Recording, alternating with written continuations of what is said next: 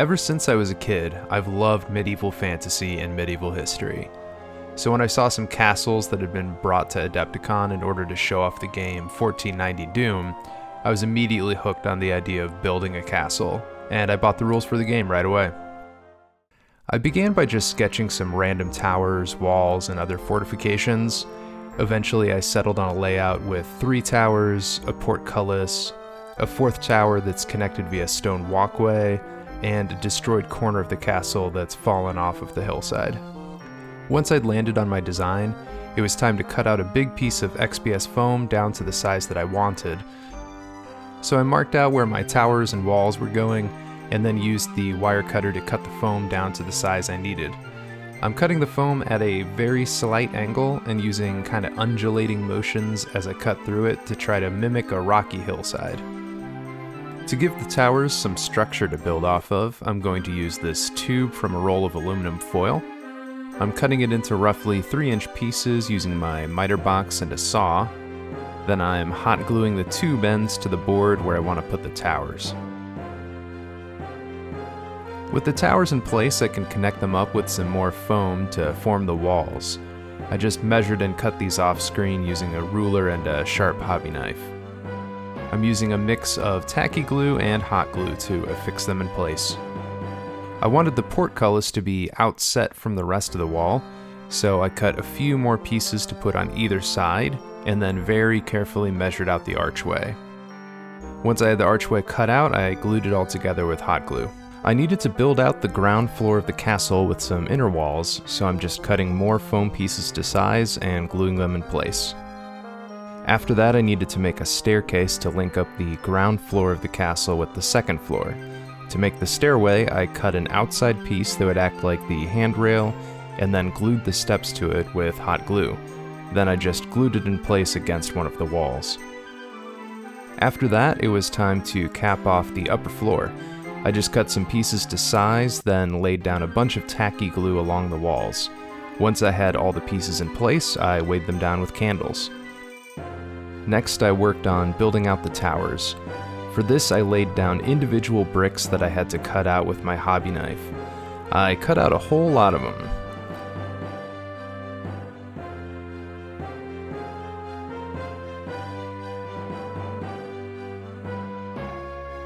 To put them in place on the tower, I first coated the base and tower with Mod Podge, then jammed the bricks in place.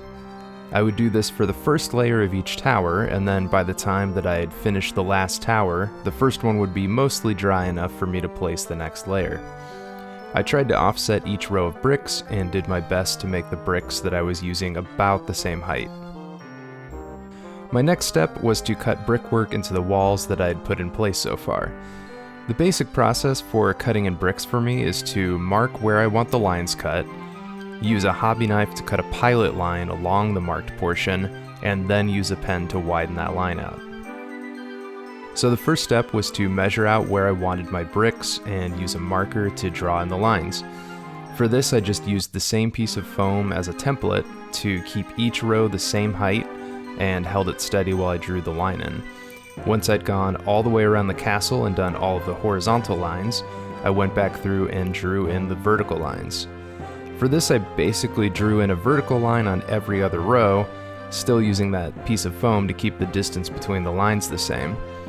Then on the other rows, I offset the lines from my first lines. I continued the process of marking out bricks along every surface of the castle. Some of the upper floor might end up covered with wood flooring later on, but just in case, I wanted to make sure that everything that was in place already looked like brickwork. Next, I just painstakingly cut along all of those lines that I drew previously with my hobby knife. It was a little tricky to keep track of which lines I'd already cut because you can't really see the cuts against the marker. I basically tried to keep my process fairly regimented, and if I did notice that I'd missed a spot, I would just go in and cut it. After the pilot cuts were put in place, it was time to use a pen to widen all of those cuts. It's funny to see this process cut down to just a few shots to provide a visual example, because this process took me a really long time. I basically had to draw lines all over the castle 3 total times. Once with the marker, once with the knife, and once with the pen. In the end though, this is saving me the hassle of having to lay down hundreds and probably even thousands of individually cut bricks, which seems like it would have been a massive pain in the ass. I wanted to add some visual interest to the top of the walls and towers, so I made these angular pieces that sloped out from the wall while providing cover for the soldiers that would be guarding them. This process was pretty similar to cutting out the individual bricks and laying them around the tower, except I cut my pieces to sort of taper into the wall. I think the tapering bit would be called a corbel. I also wanted to cover up some of the gaps, so I cut some even smaller pieces to glue in between the first bigger pieces that I'd put in place. I also finally get to add the crenellations to the top of the battlement. I believe that's the term that refers to these blocks on the top of the wall that can be used for arrow cover, but if some of my terminology is incorrect, feel free to correct me in the comments. Alright, I thought I'd give a quick update on the castle project, tell you guys how it's going. So it's been kind of slow, steady progress. It's just sitting on the back table of my my hobby room. So if anytime I'm motivated to work on the castle, I'll come over here and, you know, I carved in all the bricks one night, and then another night I started working on the towers, and then I finally got all of the battlements looking more castle-y. Yeah, anytime I feel motivated to come work on it, I've been doing that. Otherwise, I've just been working on like Tomb Kings and Necrons, random other like painting projects. But we're getting closer. Still a few things I wanna fix and go over. I still need to go over the whole castle with aluminum foil and add kind of texturing to all the bricks and everything. I still need to carve some bricks in to this upper section of the tower that I put in that has kind of the angles to it. And then I still kind of want to do like a destroyed tower over here. And I still have plenty of bricks to lay in that area to make it look like a tower's fallen over and crumbled. And then the last thing for a little while, I need to do the doors. I've carved doorways in, but I still need to build the doors to put there. And then I'm still debating how I want to do the portcullis.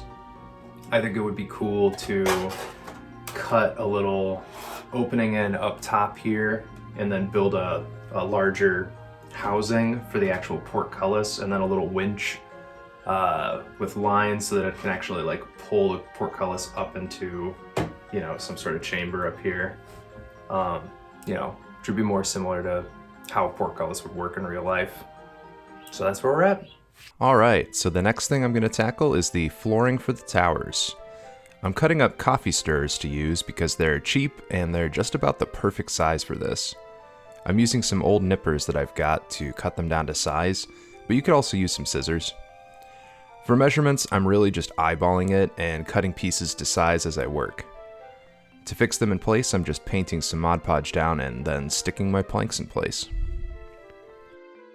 I also decided to build out around the towers with some more brickwork.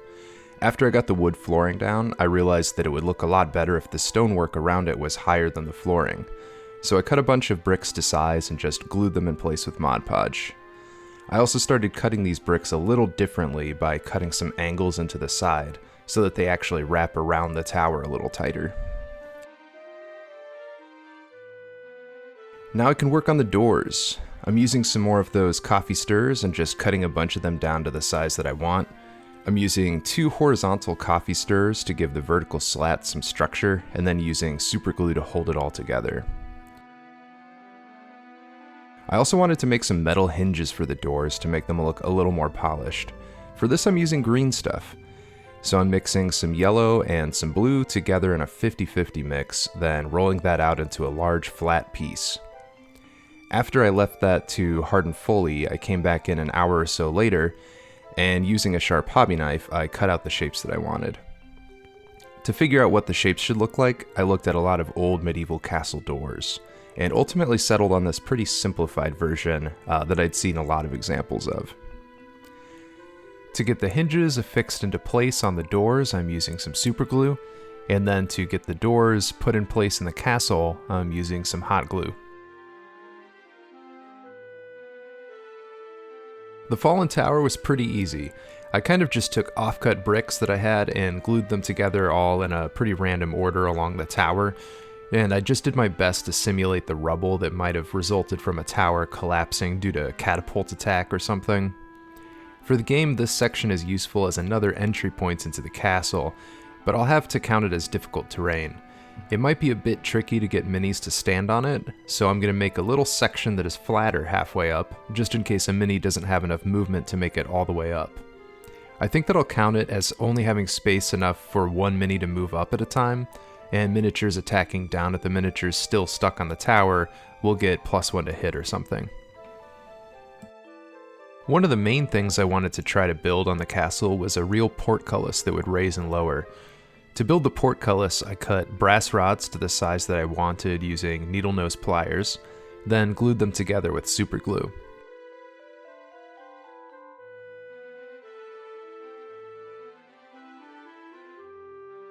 I needed to build up the gatehouse so that it had somewhere to go, so I just cut more pieces of foam and carved bricks into them.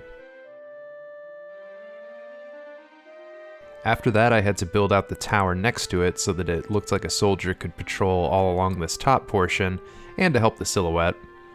I had to use individually cut bricks for this section so that I could get the curve just right.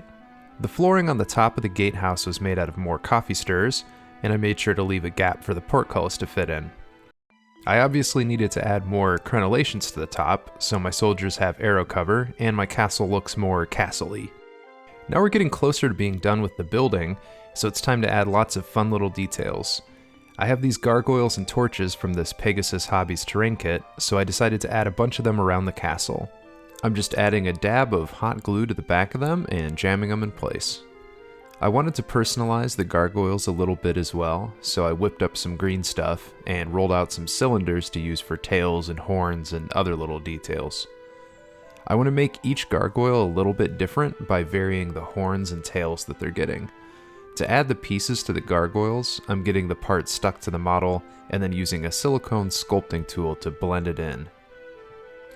This next one isn't even a gargoyle, it's a creature pretending to be a gargoyle in order to hunt its prey. For the big cyclopean head, I'm rolling out a green stuff ball, then using a ball tool to hollow out the socket. Finally, I'm sticking another smaller ball in place, and then blending everything together with the silicone sculpting tool. If you watched this far into the video and you have some ideas for some names for some of the gargoyles, let me know in the comments below. I think they're all cute enough to get names. Now I'm going to make texture paste to basically lather all over the castle and grounds. I just haphazardly mixed together Mod Podge, sand, and some brown paint to make the paste. Then I use a little trowel to apply it to the castle. I'm trying to add more texture to everything and doing my best to get a fairly even application across the grounds. This also gives me a good way to cover up any of the excess hot glue that's still visible. I'm also using an old brush to apply the texture paste to the stonework and trying to work some of it into the cracks in between the bricks. The final step before we get to the painting step is to coat the whole castle with a mix of black paint and Mod Podge. My recipe for this is really pretty simple. I just mix some amount of Mod Podge with some amount of black paint. This layer will act like a protective coat over the foam and essentially prime the terrain to get it ready for the paint. The hardest part here was making sure to get the black Mod Podge into all the cracks and crevices.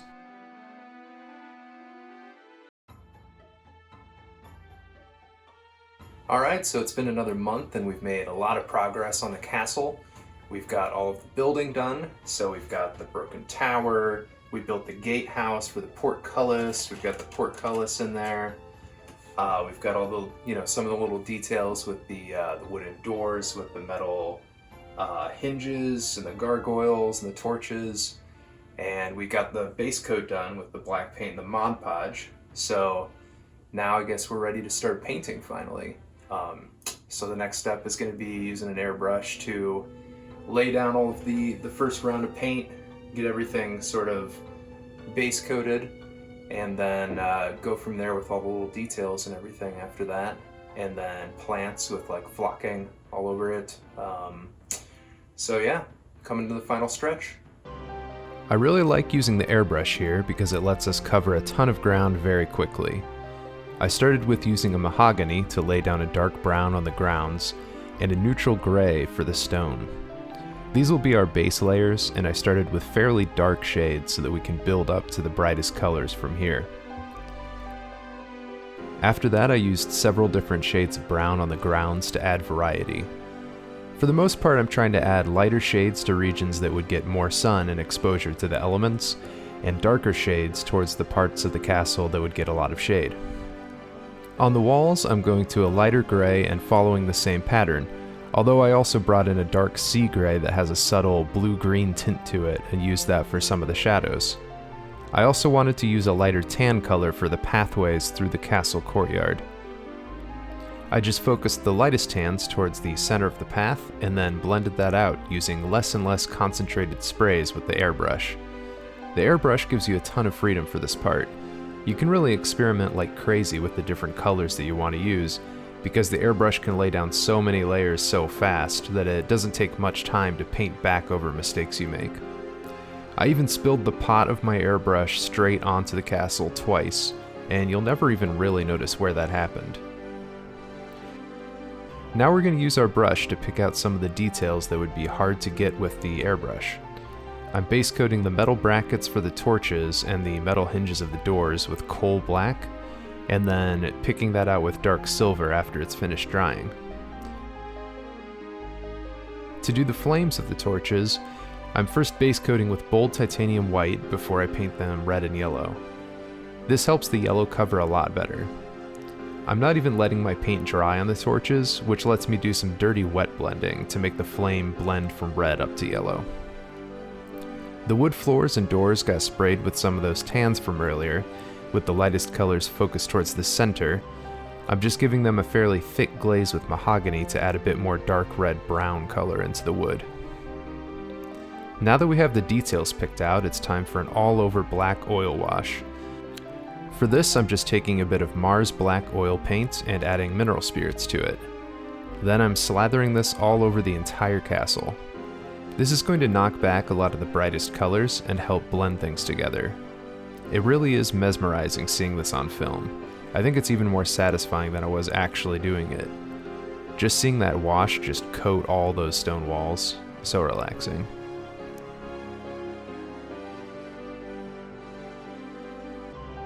Once the wash is on, I like to let it really soak in for a few hours. And then after that, I take a makeup sponge and more mineral spirits and wipe off wash from the upper parts of the stones and any details that I want to pick out. Sometimes I'm dabbing, sometimes I'm scraping, sometimes I use just dry sponge, sometimes I'm using sponge that has mineral spirits. It's just sort of an organic process that brings more variety into the build and adds subtle weathering. Next up is the flocking. For this, I just paint Mod Podge into any areas that I want foliage to grow, and then sprinkle flocking all over it. Wait for everything to dry, and then shake off any flock that didn't stick. Simple as.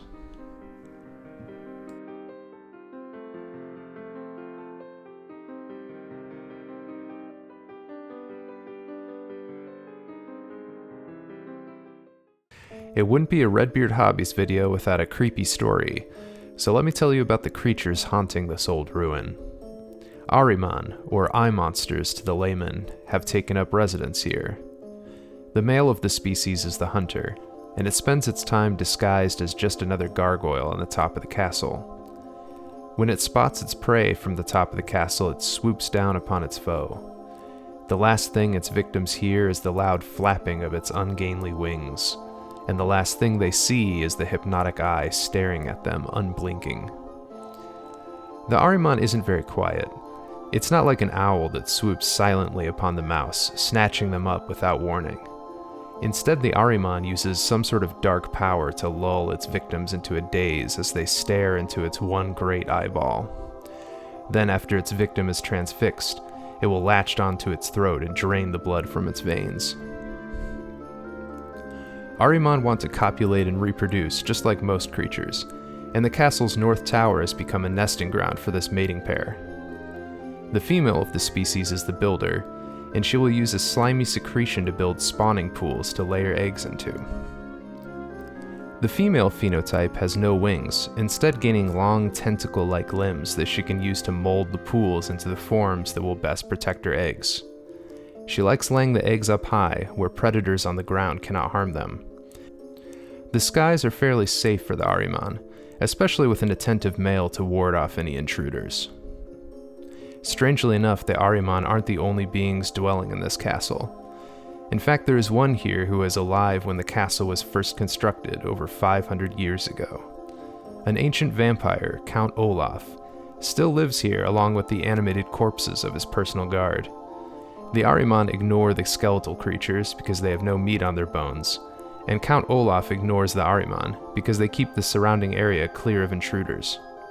In fact, the Ahriman even helps bolster his forces, as the Count can reanimate any of the skeletons left behind the creatures once they've consumed their victims. The Count actually loves what he calls his pet Ahriman, even deciding to name this one Argus, the Watcher. In time, many more strange creatures may come to call this place home, if the Count so chooses to add to his bestiary. Alright, with that, the project is complete and our castle is done. This is probably my most ambitious project yet, so thanks for your patience while I've been working on it the last couple of months. This is kind of fulfilling a little bit of a childhood dream of mine. All the way through the project, I kept thinking about all the Lego castles I used to build as a kid. I don't really know why I've always been obsessed with this stuff, but a buddy of mine put it pretty well when he said, "Kids just know castles are cool," and I think that's all there is to it, really. That's the neat thing about our hobby as well. If there's something that you dream up, if there's something you want to build, with a little bit of time and patience and creativity, you can just do it. So yeah, and with that, I guess I'll let you go. Thanks for watching. There'll be more in the future, so I'll see you soon.